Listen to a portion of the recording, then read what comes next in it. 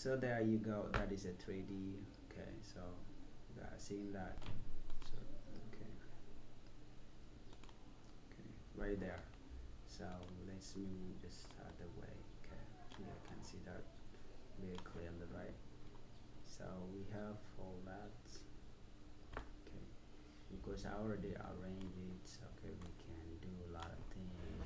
Okay, so if you have any question, please drop it down below. So that is a 3D South Sudanese flag. So you can order it. You can, I can give it to you as you need it in how do you call it?